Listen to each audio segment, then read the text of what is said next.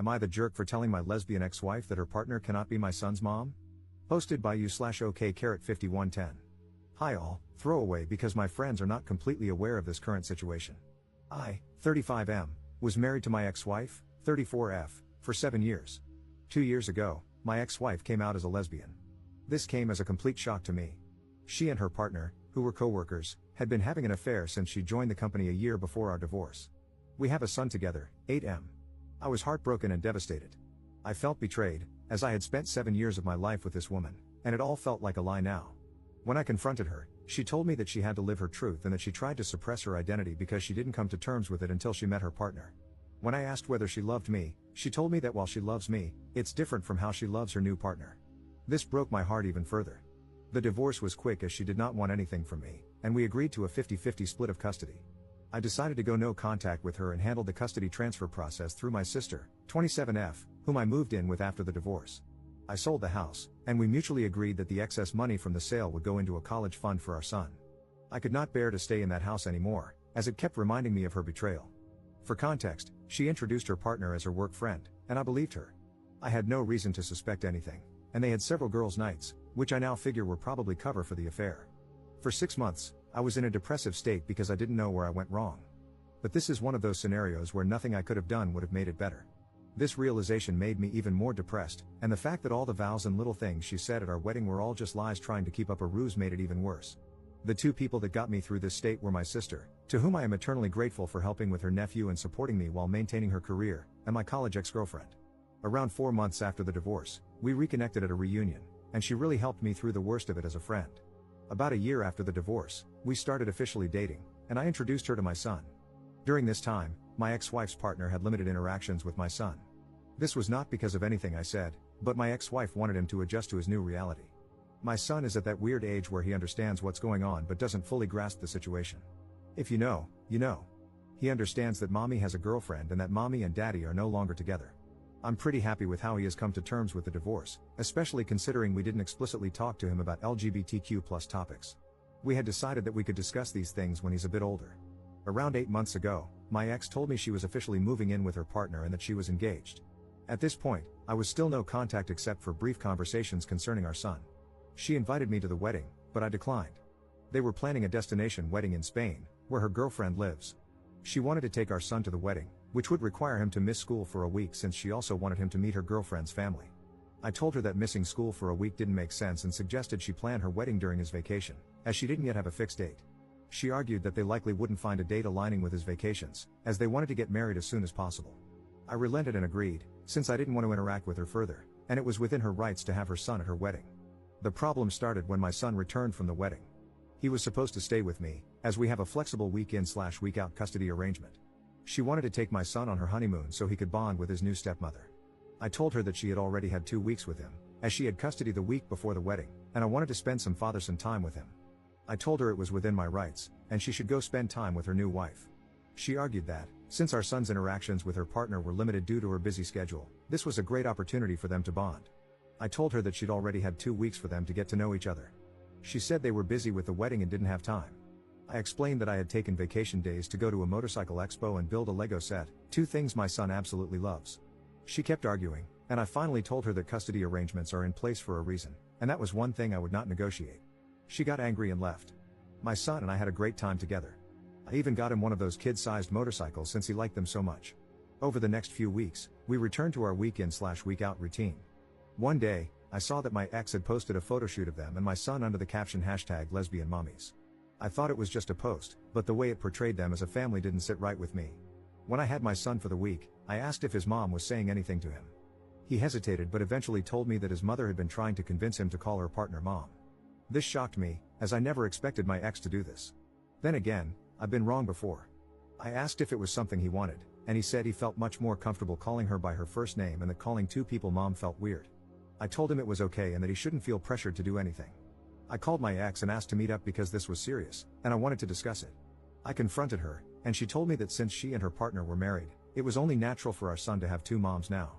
I told her it wasn't okay to pressure him into calling her partner mom, as she is not his mother, doesn't have an active parenting role in his life, and any major parenting decisions require both of us. She tried to argue that, since my girlfriend and I were getting serious, I might eventually want our son to start calling her mom. I told her that, even if we became serious, I would never try to convince our son to call her mom because he already has 2 parents, and he doesn't need more. Then she dropped a bombshell. She and her partner were hoping that, down the line, they could file for adoption. She assured me I'd still be able to see my son but wanted her and her wife to have legal guardianship because they wanted to build a family. I told her absolutely not, and that our partners have no say in our son's life. She accused me of being homophobic for denying her the right to a complete family. I told her that her life choices are hers, but our son's life is something we decide together. The issue escalated further when, 3 weeks later, I found out that my ex had enrolled our son in Spanish lessons, which he told me he hated. For context, my ex is Latin, and her partner is Spanish, so they speak Spanish at home. We had decided to raise our son in English, as she speaks it better than Spanish, and I don't speak any Spanish. When I discussed this with her, she said she wanted our son to connect more to his heritage. I told her I didn't mind the idea in principle, but we'd tried this several times when we were married, and he had shown no interest. She said it might be different this time, as there are now 2 Spanish speakers at home. I told her I was all for bilingualism, as knowing 2 languages is an advantage, but forcing him into something he doesn't want makes no sense. I even suggested trying another language he might like. She accused me of denying our son his roots and went on a tirade, accusing me of denying him his identity and her the right to a family. My girlfriend usually stays out of these matters, but she advised me to contact my lawyer. My lawyer assured me that even if they filed an adoption notice, I could contest it, and it would take something exceptional, like abandonment, for my contest to be rejected. My ex keeps posting pictures of our son as part of her new family, and it's honestly started to trigger me. 2 weeks ago, I interacted with my ex's new wife for the first time after the divorce. She contacted me to meet up and told me that my ex had finally started to recover from the trauma of coming out and building a new life. She accused me of being emotionless and uncaring during the divorce, guilt-tripping my ex into agreeing to 50-50 custody, and standing in the way of their happiness. She also told me I should agree to the adoption in a few years, as they've always wanted a family, and I would still remain my son's dad and could visit him. I told her I didn't care about her emotional state during the divorce and that my custody demands were fair by any rational standard. I told her if they wanted a perfect family image, they should have a child of their own with no connection to me. I feel like all this has started to affect my son more than anything. He's a lot less happy than he was a few months ago, as we had started to adjust to this new reality. For context, since I know this is going to come up, the emotional trauma my ex faced stemmed from her family effectively disowning her after she came out. Her parents don't talk to her anymore. My son, however, has plenty of interaction with his maternal grandparents when he's with me. My ex-wife and her partner make significantly more money than I do. However, my ex-wife earns less than me, but her partner has a senior position and more stability. This was also an argument my ex-wife used regarding adoption, saying they could send our son to private school and provide a better life. The recent elections may have caused some of this urgency, as they worry they might lose adoption rights soon. However, they don't want to adopt him now, but in a few years, so I doubt this is the reason. Update 1 day later. Hi all. It's been crazy seeing everyone's reactions to the situation, and I wanted to share a quick update with you all. First of all, I'd like to clarify that my son and I have been going to therapy since the divorce. He was doing quite well until the whole mom saga happened. My in-laws disowned her after she came out. They were not even aware of the affair when she came out to them. They still spend time with my grandson under the condition that they don't badmouth my ex and don't preach their views to him. They agreed and said that they valued a relationship with their grandson over any political views they might hold.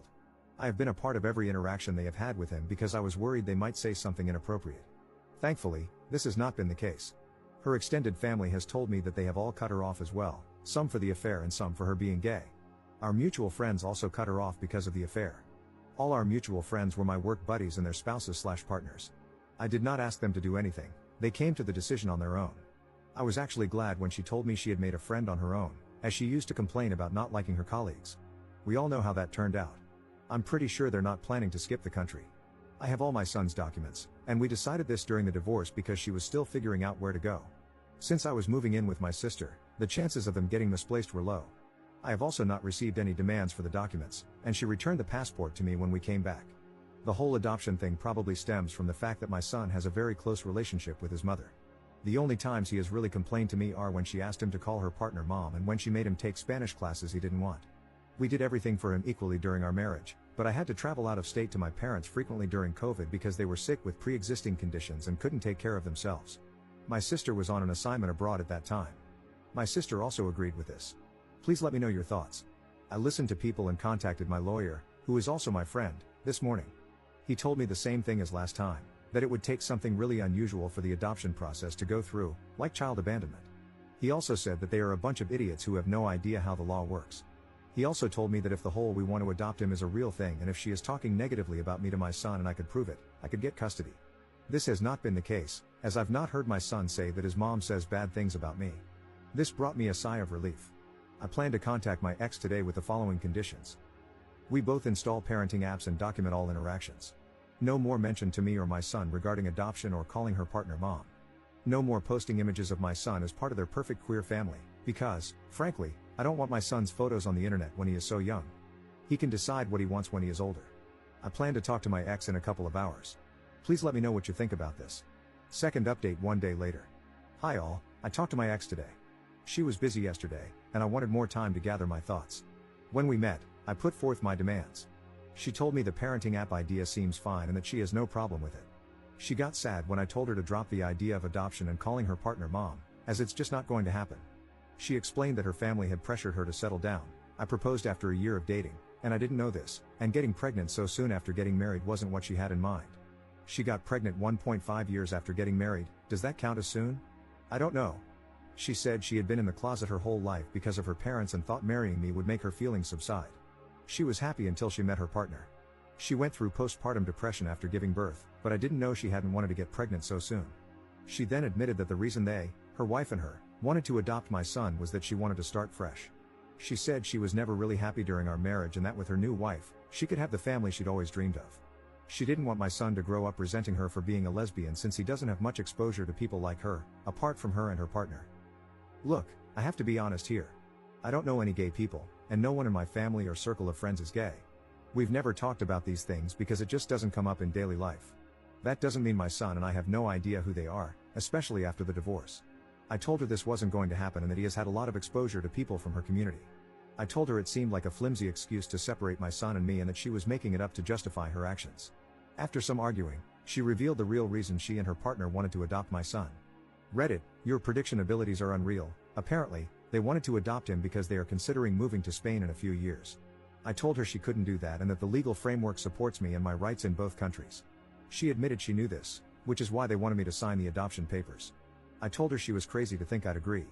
I reminded her that she still needs my permission to take him out of the country, just like when they got married in Spain. Thanks to a Reddit comment, I researched the laws about this, so I know this isn't happening. She said they wanted to see if I'd agree, and if I didn't, they wouldn't pursue it because she doesn't want to be separated from her son. I emphasized again that this is not going to happen and that if she tries anything or says anything to my son, I'll sue for full custody.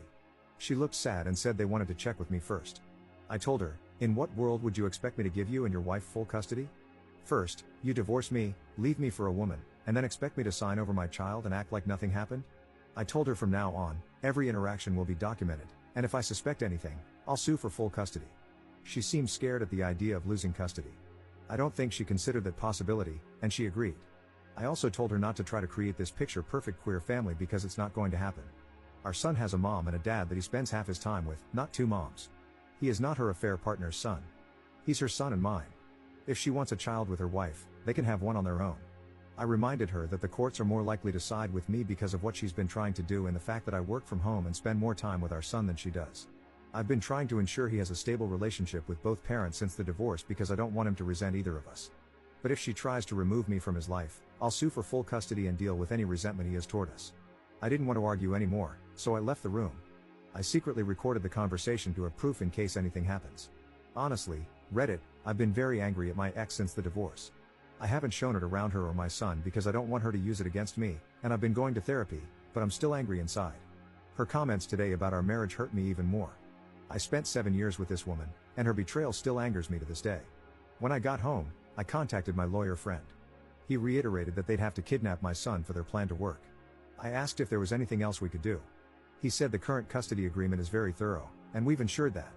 Whether I want full custody is up to me, but I have to be sure before putting my son and myself through the process. I don't want my son to grow up without either parent because that's not healthy for him. That's why I won't sue for full custody now. If they're foolish enough to kidnap him, which I'm sure they're not, the law is on my side. I know her partner's position at work, so I doubt they'd give it all up without a good reason. As for the passport issue, I have all his documents, and things like notifying me about travel or hospital visits are already in the custody agreement.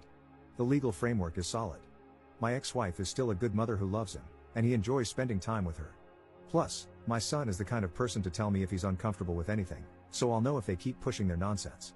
On a positive note, I'm not against Spanish lessons, but my son doesn't like them. I just suggested he try learning a language he enjoys. There are plenty of options. I didn't bring this up with my ex, but now I know she was pushing for Spanish because of the Spain idea. Thank you, everyone, for your support. You really helped me understand the situation. I can't believe I didn't think about her considering Spain until I read the comments. You all are amazing.